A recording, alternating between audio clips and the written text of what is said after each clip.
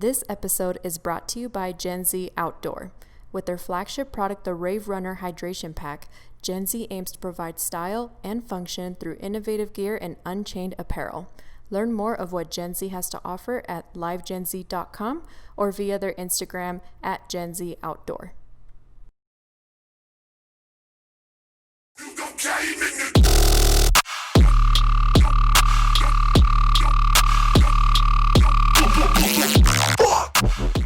Hey everybody, what is up? I'm Chrissy. I'm Yessie, and you are listening to the Filthy Beat Inspectors podcast. We are coming at you live today from the studio in Denver. We've got a very special guest, VRG, today. VRG, also known as Daniel Pacheco, most of us call him Danny. He's an artist from Boardman, Oregon, and he's been producing since he was 12 years old. He's grown to become a household name in the dubstep and trap scene, and his tracks have accumulated more than 1.8 million plays and counting. Sorry, VRG, but VRG, we have you in custody for the next 30 minutes. Hey, yo, hashtag free VRG. Facts. Open up, it's the FBI. Y'all got me locked up. We love to see it. So, yeah, well, we were really excited to hear that you wanted a platform to tell your story, and it's crazy how it all lined up. Literally, like, this was like the perfect timing. So what's it been like for you in quarantine? Have you been more productive, less productive? Tell us what it's been like for you. It's honestly been like a straight up balance of both. It's like I've been productive and then sometimes I'm not productive, because at the same time I've been making music for like 8 years without a break.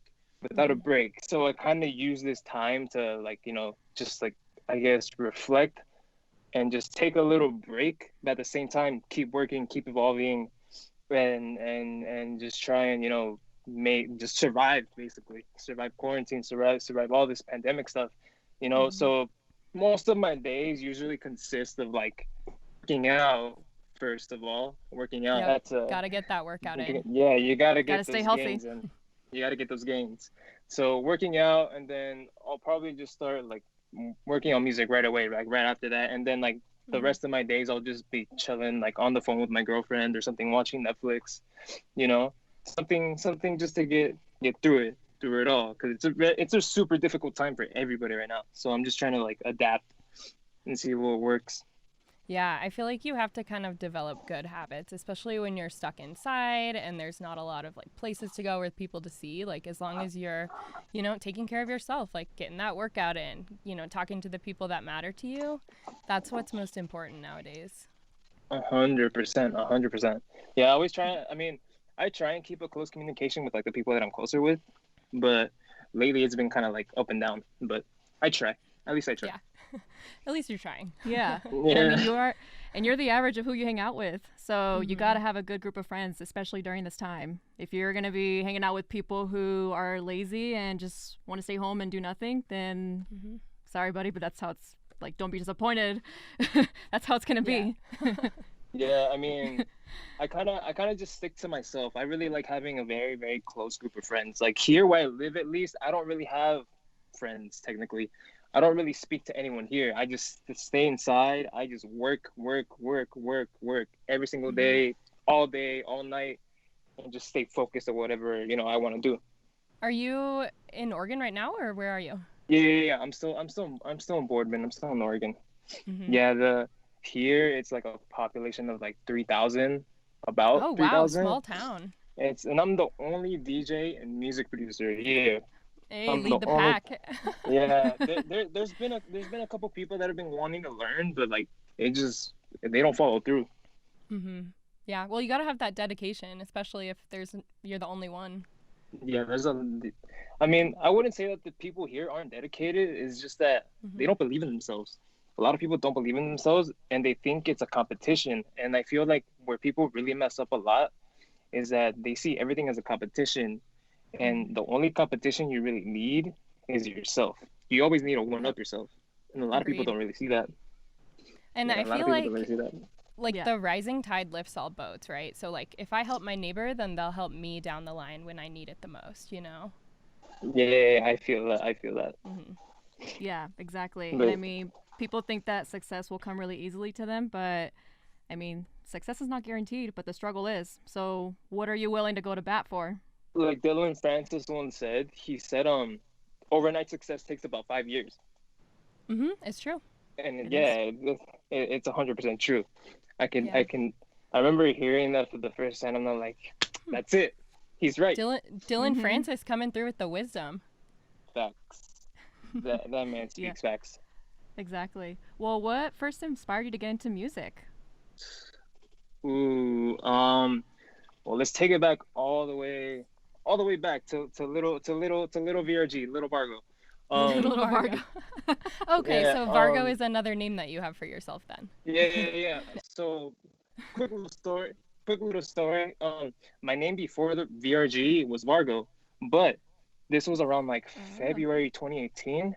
I didn't know this guy existed, but there was an original Vargo, and he was from he's from Germany, and he's been around since like 2002 or some shit like that, and he made trance, and he decided to hit me up through my email and was like, oh, well, first he would like comment on all my stuff and be like, oh, you little thief, you took my name, this and that. No. And then I didn't see it because it was on one of the emails that I don't use, and it ended up in my spam. So after that, since I didn't see it, he ended up contacting SoundCloud and got my SoundCloud removed temporarily. Oh, No you got way. striked? No, I didn't get strike. Like, I had no strikes on my SoundCloud to this day, but he literally just contacted SoundCloud and said, oh, this guy's how did he put it? He said, oh, something about his copyright, that I was violating his copyright about his name or something like that. And the only way that I was able to get my SoundCloud back is if I changed my name. And during that time, I was like, what do I do? I was on a bus on my way to the airport, because from here the airport's like 2.5 hours away. So I had to bus Sounds it. like DIA. DIA is like an hour from us. Literally. Damn, yeah, that's a mission. That's a straight up mission. It's a So mission. I had to bus it, and I was gonna go to EDC Mexico, which was lit. It was crazy. And I was on the bus. I was like, so what am I gonna do? Like, what am I gonna change my name to? Because I need to get my SoundCloud back. I can't lose it. At the time I had maybe 8,000 followers. So I was like, all right, That's I a built lot all. still.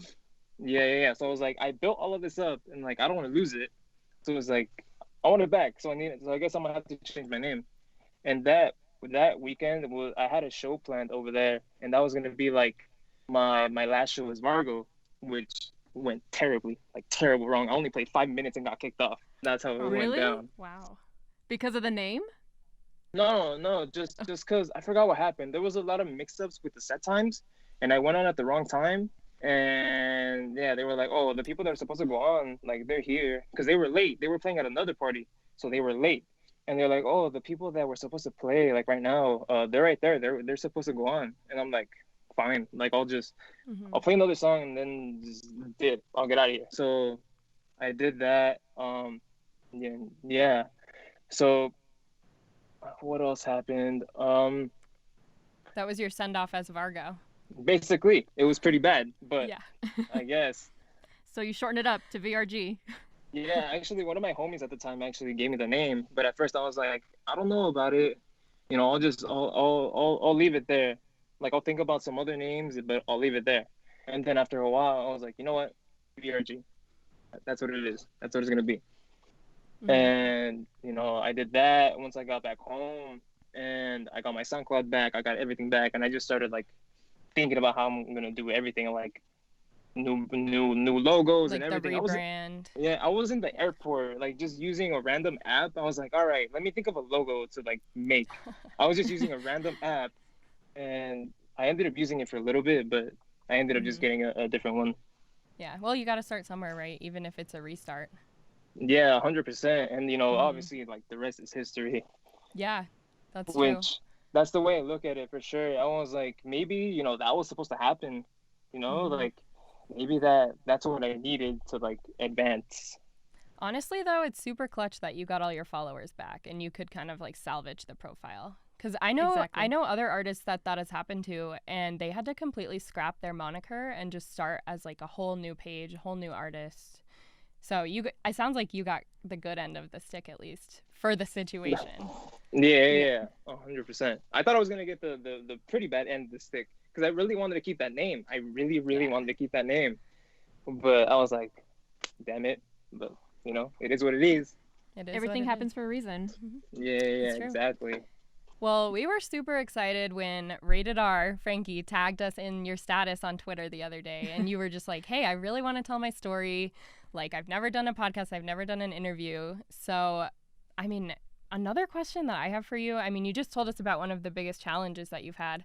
Since you became VRG, what have been some of the other like bumps that you've recovered from or other challenges that have kind of gotten you to where you are today? Because you're successful. I mean, I don't like to really look at myself as successful yet because it's like I'm still working because I'm not where I want to be 100%. Right. But let's see, another bump. I haven't really seen that many bumps, if I'm being honest, which is honestly it's a good thing because like no one really wants to go through like the bad things, like in the industry. Like no one ever wants to go through all that. Everyone wants to go through like the straight path, but everyone ends up going like this curving every around. time, always. But always. that definitely the biggest challenge would be that going through that name change and going through everything that I just talked about. 100%. Yeah, basically.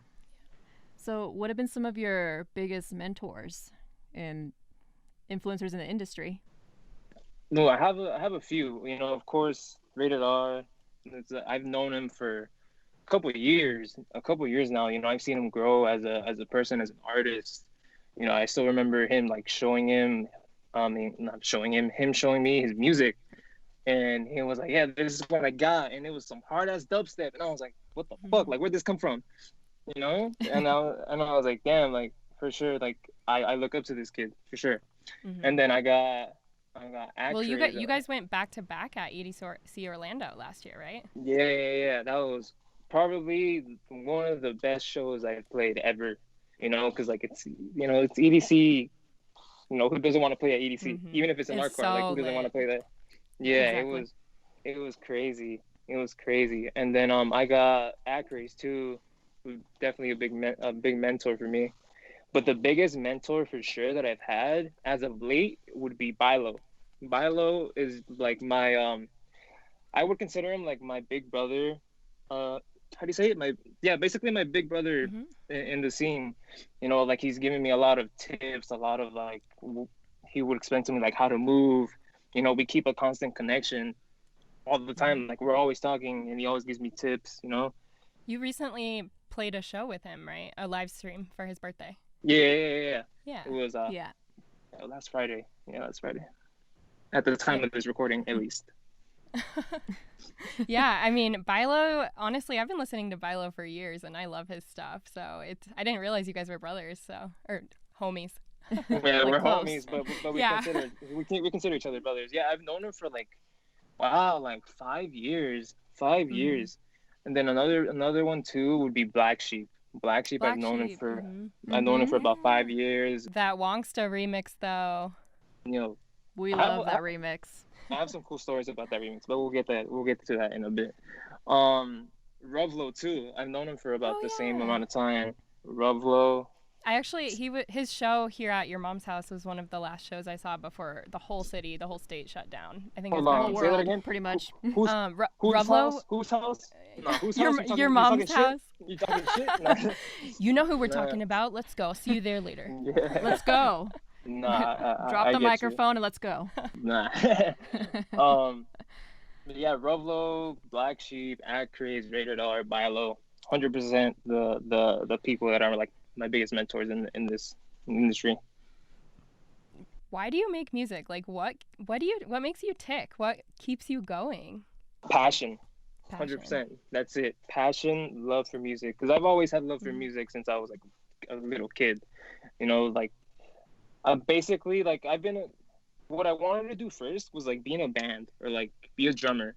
And I basically have like that generic like drummer story. Like I would pull out the pots and pans and just beat on them, right? That's like the generic drummer story. Every boy growing up. Yeah, literally. Yep. Literally. It would be that. And then, as time went on, my parents would like buy me drum sets or guitars, keyboards. Eventually, I did get like a couple of DJ sets from other people, but they were like the toy DJ sets that you can't really do anything on.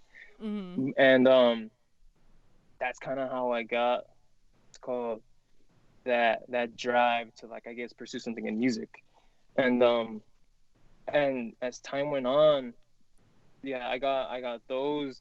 I started that was my main focus, be in a band and probably be a drummer or something. And So you were big on drumming then? Mm-hmm. yeah, 100%. I basically drummed all my life, all through high school up until, obviously when I graduated. Well, when I graduated, I would still show up to my high school and, help out the kids, help out the band, and go to basketball games or football games and, play with them because, they look up, especially high schoolers, they look up for that person to look up to, and to see how their future could be one day, Right. So I Yeah, wanted set a good example and reassure them that even though they're passionate about it, it's still cool to do what you're passionate about and play the instrument. Exactly. Yeah. So yeah, I would do that, just just how you're saying. Yeah, well, your passion has clearly driven you from before high school into high school, and now passion is taking you into the future too. And it's super cool to hear artists when they say like, yeah, I used to be a drummer, or yeah, I used to play the guitar. Like, I think that always influences their music today. Yeah, and then like as time went on too, like watching Netflix shows, like especially Stranger Things. Stranger Things was the show that kind of really introduced me into like that world of like synthwave. Like the intro, like those kinds of synths, those 80s type sound synths, that I started looking into so much into that, and I've been starting to reflect in it a lot more in my music currently. I've been using it a lot more, and it's been, what's it called? It just shows, like the inspiration that you can just take from literally anything. Anything. But yeah, 100% the passion, the love for all the music and everything, that's what drives me 100%. Yeah, well, talk about some of your recent releases. Like, how do you come up with all of these? And, do you have the same artist do your covers, or is there a theme that you like to go by? There's really never a theme. It's like I literally open my DAW and I just go at it, just try and come up with something. And it's been like what that you're for feeling years. day by day. Yeah. Your mood of the week. Awesome. Yeah. I always take inspiration from like literally whatever, anything. And so I'll usually, like, let's say for Cayman this, it started off as a reference to Babatunde. I referenced that song and I was like, okay, I want to do something like this, but my way. I want to do it my way. Spin it. And it started out. I even had it in the project too. Like it was like the reference, the bass line of the song. So I just built off of the original. First I made the drop, and then I just built around that, and eventually it just became what it is now. At least for the first drop. That was a big track. Yeah, surprisingly too. Like I didn't really expect it to do that well. But for sure, like Excision gave it that push because he was playing it. He was playing it. Where was it? I think he played it at Thunderdome. Yeah. He was playing it. I feel like I've heard him play it at least once or twice in the last year or two. That recent tour that he did before COVID, like shut everything down, he was playing it every show. The Evolution tour? Yeah, he played it every show. He played it at EDC Orlando. I was there too, and I was I was in the balcony, right? I was just watching, and then I just hear Cayman is playing. I'm like, dude. I was like, really?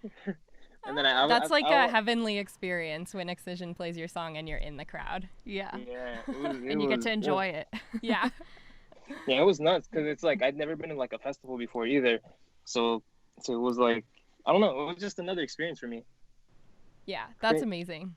And then you and Frankie did Wompwomp 6 months ago, about like back in February.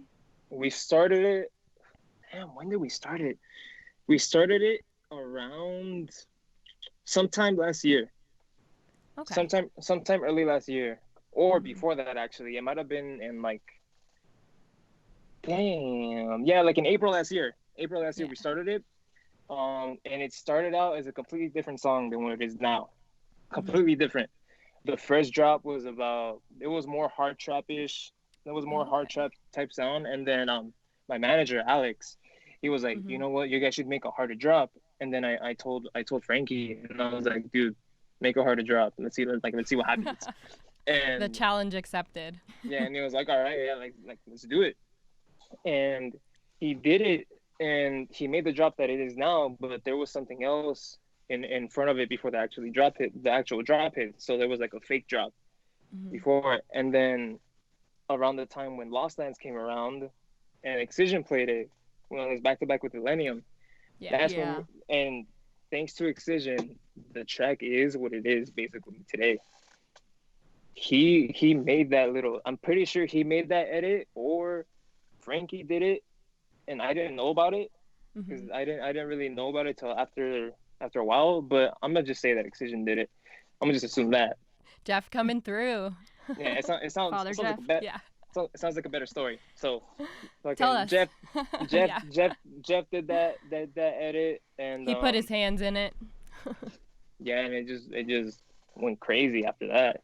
I feel like that's kind of a viral song almost. Like it's like 1, 2, womp womp. It's just Yeah, like it gets stuck in your head, you know?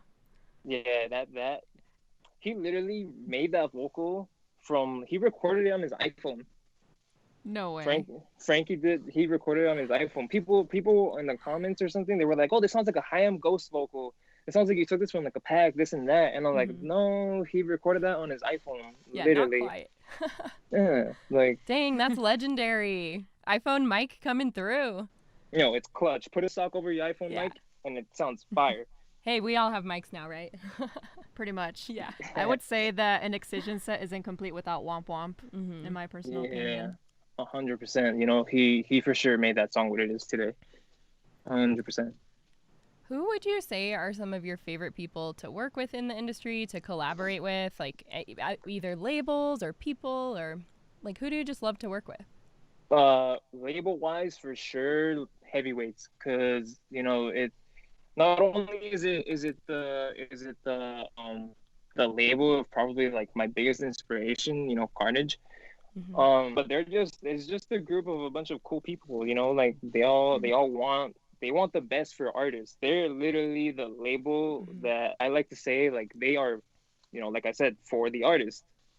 It's For the genuine and good intentions. Exactly. Yeah, that's all it is. And then when it comes to working with other people, I mean, Bilo's really fucking fun to work with. We already have that connection, and it's like someone said the other day, "Oh, you guys are like peanut butter and jelly," and I'm like, "Yeah, that's pretty true. That's pretty true." But aside from that, like, I really, honestly, really, really do just enjoy working on songs by myself, because how do you say, you can literally get the most out of your music if it's just you. You have full creative control, and like I don't say that egotistically, and like either, you know but definitely have the most creative control in your music when it's just you can get the most out of it. Well, and then you're just trying to be better than yourself, and it's not like bringing anyone else into it. It's just like, okay, I'm gonna make this for me and me only, and I'm challenging myself on this project. Yeah, like I said too, like I always try to one up myself, and just working on music by myself, that gives me the advantage to actually do that. Yeah. Right. A couple weeks ago, I was listening to your IG live story, and a lot of people were asking how you landed a spot at EDC. And there's obviously a lot of people who didn't have a chance to tune in and listen to what you had to say, and I just kind of wanted to bring it here and just hear your thoughts on how did you land that spot, and would you say it's doable without a manager, or would you need a manager to get a spot at EDC? So the way it really happened was, of course, like we already had our resume, me, Rated R, and Acraze. We already had our resume. We had all the support. We had all the shows that we have played, during the year. So we already had all that built up. So my manager just pitched all of us into the talent buyer of EDC Orlando, and he looked into it, and he was like, yeah, like this is definitely like a good fit. So they put Acraze on Circuit Grounds. He opened Circuit Grounds and in our car, and Oh wow, and double. then Yeah, he got a double set that day. Um, and then they obviously put me and Raider on that back to back on the art car. That's so sick, though. Yeah, that even the art car, it was crazy because kinetic field, it was right and it's literally right in front of you. So, and when we were playing, it was like during around the time when the sun had already set. It was basically like a sunset set, I guess, almost. That's like the best slot. Yeah, honestly. and like I remember like after a while, I looked up and there was a drop. I forgot what song it was, but a drop was playing, and I look up and like the fireworks from Kinetic Field were like they were, that's when they lit up and the stage and all that, and I was like, what the fuck? Like I didn't expect that. That's when you're like, oh, it's so magical here at EDC. And I felt like time really slowed down during that set, for us to process that moment. Because, for me at least, being from here, from such a small town, it's like you really have nothing here. Because it's literally nothing. 3,000 people. No one does what I do. No festivals, really. No shows. Nothing. Literally nothing. All we have is fucking soccer fields and gas stations. That's it. You gotta have those, though. Yeah, and just throw a set at the soccer field, right? A soccer set at sunrise. I'm with it. Football. No, yeah. I know. Speaking about that too, like I used to make mixes for like the soccer team. We would just play like during their warm-ups and all that. Yeah, and you were the team artist, team DJ. Basically, and that I only did that like twice, but yeah, and then. The whole thing about that is like I'm pretty sure it's achievable without a manager. Just have that resume, like I said, have that support. Pitch it into, if you have those connections like yourself, definitely try and pitch in all that to the talent buyer, and I'm pretty sure you'll get a slot. So Chrissy and I, we're always sending each other like motivational quotes, and we're always following all these big accounts, just trying to hold each other accountable with our goals and all of that. And there was one quote that said, networking gets you through doors, degrees cannot. And it holds true. Yeah. It's really true. Literally, even with us, with Dubstep FBI, we wouldn't get to where we are today without having all these connections. Yeah. And it's like you were saying, that quote from Dylan Francis, success happens, it takes 5 years for success to happen overnight, right? Well, it's like, you have to do one thing every day that's so easy to do that most people don't do it. And then if you just do like 10 minutes every day for 5 years, then you'll be super successful. But it's about consistency and doing the little things consistently. It's 100%. It's literally just consistency, like doing it every day as much as you can. Like I say, like usually I like to say that when I'm not working on music, I'm still working on music. It's going around in your head, you're emailing, you're liking in your dreams. Yeah, or like I'll do like an edit for a set or something simple like that. Like there's always something to do. Always. Yeah. Well, what do you think the scene is going to be like next year? A lot of people think that we'll still be quarantined. Who knows, honestly? But how is music and dubstep going to change after this whole pandemic kind of dies down? I 100% feel like next year is going to be the year of the bedroom producer. We've been saying that too. Yeah. A lot of these bedroom producers have been making some crazy stuff. Like it blows my mind how crazy their stuff is, because I'm like, how do they do this? Like I've been doing this for so long, and then you find out they've only been working on music for like 2-3 years, and then you just hear like, how? Like teach me. Yeah. See, and that's great because you can learn something from people who you maybe didn't know before, or people who are just now coming into the scene. They'll teach you things. Yeah.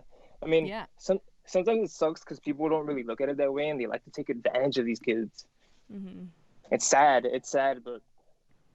What do you mean? You mean like they just kind of jump on a track with them, or like how? They scam them, or like... Let's say, like, for example, they'll play their music every single time, but then they'll ghost them, like, whenever, like, they don't ask for they don't want to work with them. But they'll take their song and play it out. Yeah, they'll play their song a lot, or they'll just keep asking for music, but they won't ask to work with them. Yeah, or like shout them out where credit's due. And Yeah. But 100%, like the bedroom producers are definitely coming up this year, and all the people that were like, all the fake ones at least, Mm-hmm. they're gonna go down the Down, drain. They're gonna go downhill, down. next. Yeah, that's Yeah. that's how I feel like it's gonna be. What do you think of all these dubstep drive-ins? Ooh, I mean, I honestly have mixed feelings about it because it's like I miss playing shows 100%. I for sure miss playing shows, being in front of people, testing out a track, hearing their reaction. But then you got to think about it, like COVID's a real thing. Like I get it, like um, the media overhypes it a lot. There's a lot of weird things happening with all the cases and all this, but you just gotta be, you gotta be aware of all the risks that comes with it. So let's put it this way. Let's say there's an artist that's playing said drive-in, and this person doesn't know he has COVID. So he goes and plays the show, and obviously he's gonna be infecting, the mixer, the CDJs, and all that. Even though even though they're gonna be disinfecting the stage, which is it's a good thing. But then think about it, like, what if they're gonna go up to everybody they know, and they're gonna be like, "Oh, what's up?" Because I know personally, I know that I would go up to people that I haven't seen for a while, and I'll be like, "Oh, what's up?" Yeah, This shake and their that, hand, give them a hug. yeah, like just talk shit, and then let's say they go out into the crowd, and they're saying what's up to everybody, shaking their hand, giving them a hug, and it just poses a risk to everybody there, but. Yeah, and the whole production team and the crew and the staff is just you take the risk, and I don't know, it may be worth the risk, but when you have asymptomatic people going around, it's just like a silent killer.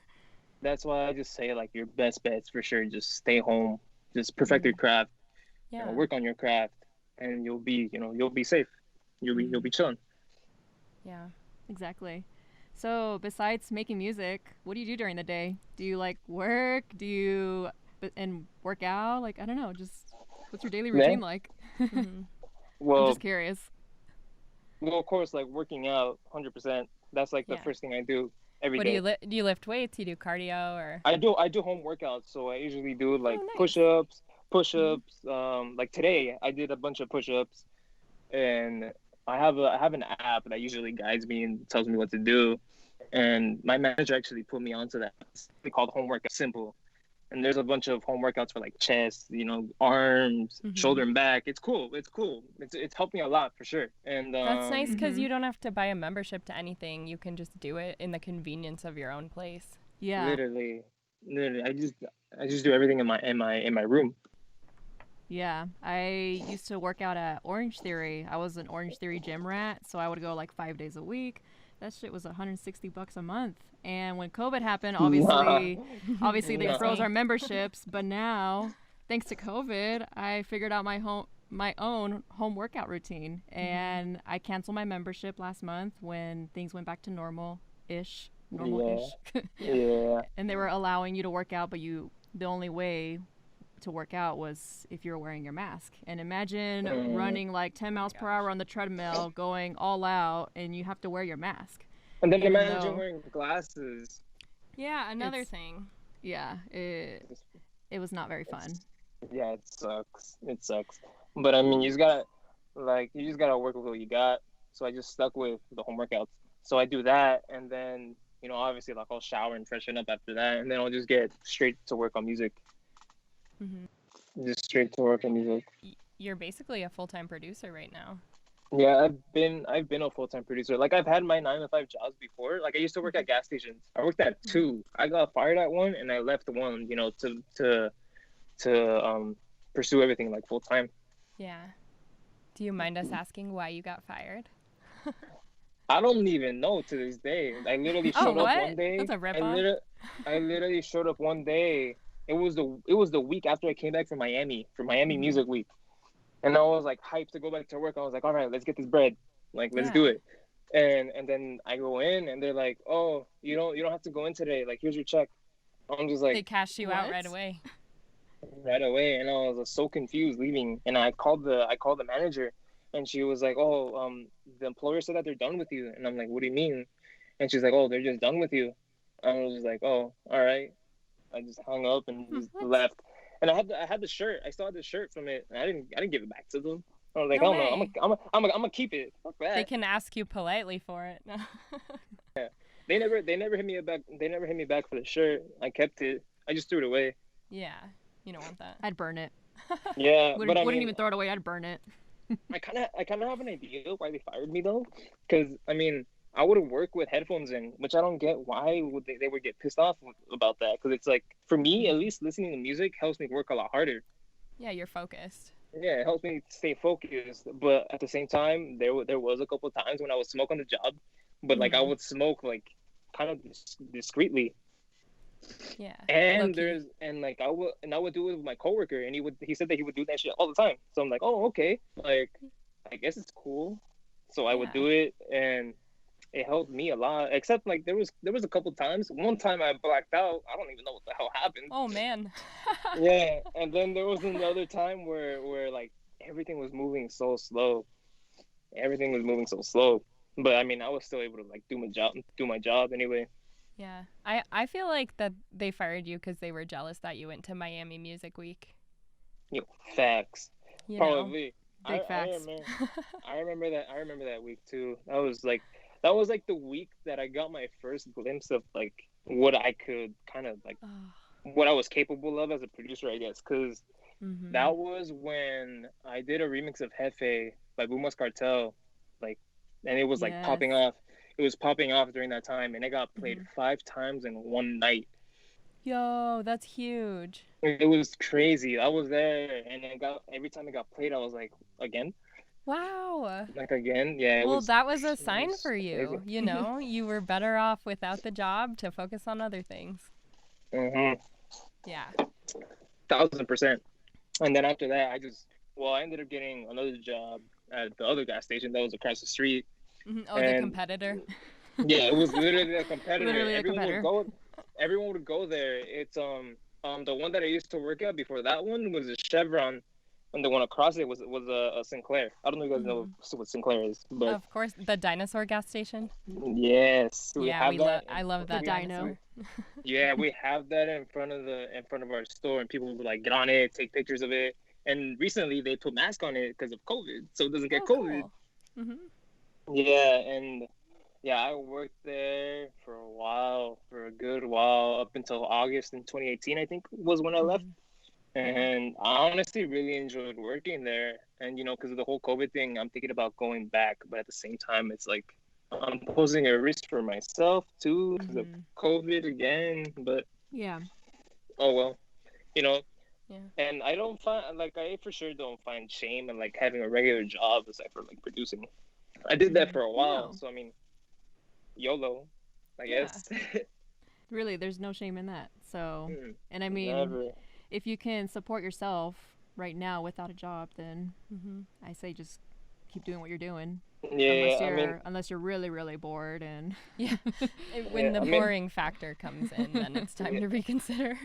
Yeah, luckily, like, I'm doing production lessons and like mixing and mastering stuff. Yeah, so I'm doing that. And that's been helping a lot, actually. That's been helping a lot. I've gathered a good amount of money from that. Good. Well, and that helps too because it keeps you occupied and you're hearing new things and it's always like something fresh coming your way. Yeah, it helps a lot. Plus, it's like a win-win. It's because it's like I'm learning, they're learning. It's helping me improve. It's helping them improve. It just works both ways. Of course. It's a win-win. Yeah. Well, we have a couple more questions for you. We're going to lead into the lightning round here, if you're okay with that. Let's do it. All right. So answer these questions with as simple as possible, as fast as possible, and we'll jump right in, okay? First question. If you're a raver, would you rather stay in a hotel or camp? Camping, because I've never done it. I've never been camping. Hell yeah. Good answer. I mean, okay, I just want to jump in because if you've never been to a festival, I feel like you should camp just to say that you've done it, you've experienced it. Just give it a try. Yeah. It can get really dirty. Like last year at Lost Land, it rained like 2 out of 3 nights, and it was just a wook fest. Like everyone was so gross, so stinky. I'll never forget that because it was just all about the overall experience, right? Even if the weather was bad or if we forgot our stove or something like that. It's all about the experience. It's always all about the experience. Exactly. Plus, All right, next. I've never really camped in general either. We've been going camping every weekend Yeah, the mountains out here call us. in Colorado.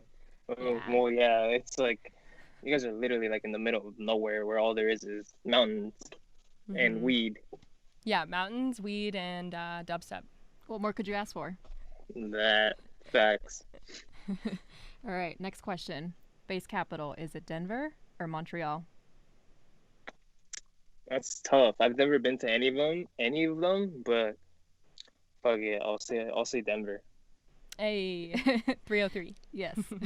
All right, bro step or rhythm? Trap.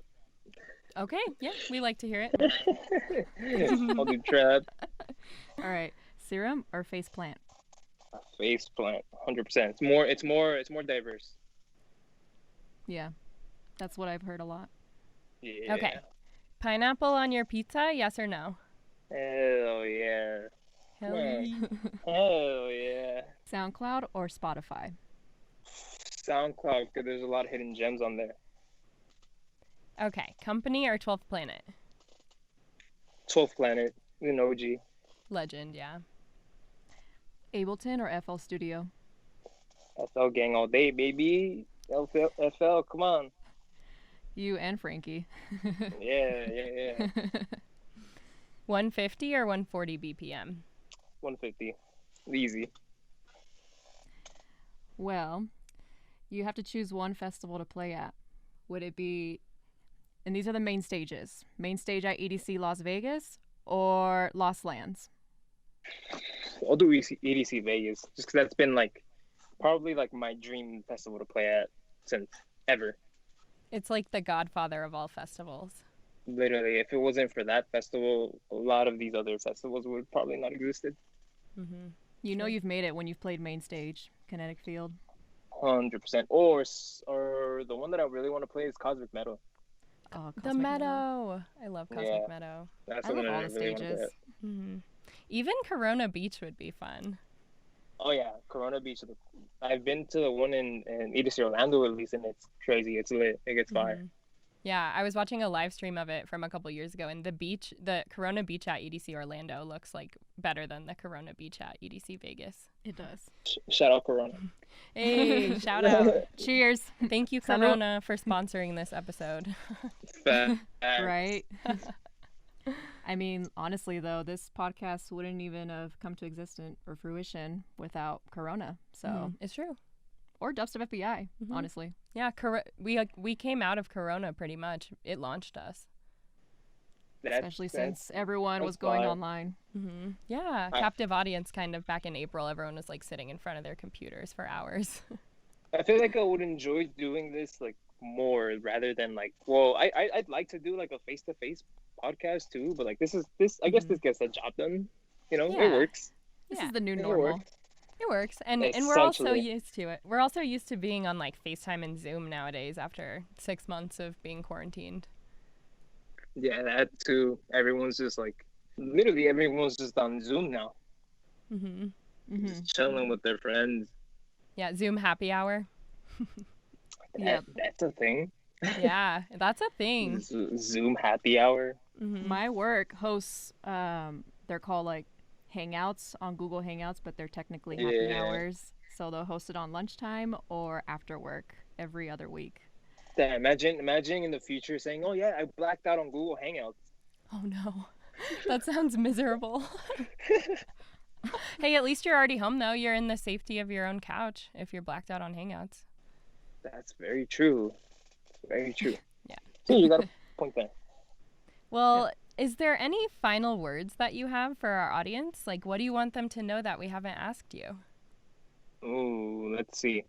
There's an EP dropping later this year. For sure, keep an eye out for that. Okay. Oh, you best bet we will. Yeah, and then let's see what else. I feel like I've covered most of everything that I've been wanting to say, but another thing, I know there's a lot of people that have been wanting to give up during this quarantine. One thing I want to say, don't give up. Literally, if you want to give up, don't, because you never know when your big break is really going to happen, and you never know if it's going to be right after quarantine. Don't give up what you're doing. keep at it. And of course, as always, thank you for all the support. You know, we got a lot of cool things coming on the way, a lot of cool collabs. Hopefully there's going to be one, like a huge one this year. I mean, or this month, okay. actually. We see Huge you. We one. see you. Can you share any information? I'm trying to think of a hint. But, yeah, give us a little hint if you can. We'll have our audience guess in the comments. Everyone will have to guess in the comments who they think it'll be. Let's see. He's been making house lately. That's all I'm gonna say. He's been making house lately, and he used to what's it called? He used to brand himself with Chipotle. That's all I'm gonna say. That Chipotle part throws me off. Does it really? I mean, when you said house, I automatically thought house loads, right? Dub loads. Oh shit, he's been making house? I didn't know that. Well, I did not know that. But yeah, see, I'm like Chipotle, burritos. I'm definitely spacing right now. But I'm sure someone will pick it up. If you've been an OG in the game for a while, they'll probably know. They'll probably know. Cool. Our audience will definitely know. Yeah. Yeah. Let's see. Let's see what they say. Well, Daniel, we really appreciate you for joining this third episode of the Filthy Beat Inspectors. We really enjoyed hearing your story. Yeah. I appreciate you guys for giving me the platform 100%. Thank you guys. Anytime. Also, one thing. Everyone needs to take a shot for all the times that I said 100%. Oh, okay. I think I counted at least 8. I'm pretty sure it was probably more than that, honestly. Yeah. If we took a shot during this podcast, I'd probably be blacked out on the floor, especially because this altitude out here. I'm a California girl, so 1 or 2 drinks out here, I'm donezo. I'm a lightweight. Jesus. I'd rather just smoke. I don't really drink that much anymore. We'll turn it into a game though. We'll put that in the comments, like drink every time you hear him say 100%. We have our catchphrases too. I've noticed them during this podcast, and we say certain things a lot. Yeah, for those of you who've been listening, we always say we love to see it. I heard that a lot. I heard that like 4 times. Yep. See, we all have the catchphrases, and then it's like when your friend has a catchphrase, you pick it up after a couple weeks of being around them, and then you both just start to like echo each other. Yeah, thanks to you and Hi Zombie, you guys like made me say we love to see it like all the damn time. Shout out Hi Zombie too. I'm waiting for stems from him. What's up with that? Let him know. Oh, they're on the way. He told me to tell you today that they're coming. Oh, thank God. Yeah, we expedited it. Yeah, I hope he's doing well. I saw that he kind of messed up his jaw or something like that. Yeah, he's doing better. Today's his birthday, better. Actually, so. Oh, really? Birthday. At the day of this recording. Yeah. Yeah. So happy birthday, Hi Zombie. I'm probably gonna message you on Facebook and say that, but happy birthday anyway. Well, thank you again, and stay safe out there. To everyone listening, stay safe, and be sure to tell the people that you love them, and take care of yourselves. Yeah, spread positivity. Wear a mask, please. Yeah, and we will see you all at the next rave soon enough. Yeah. Yes, that's the plan. Thanks so much for your time today, Danny. It was nice chatting with you. Yeah, of course.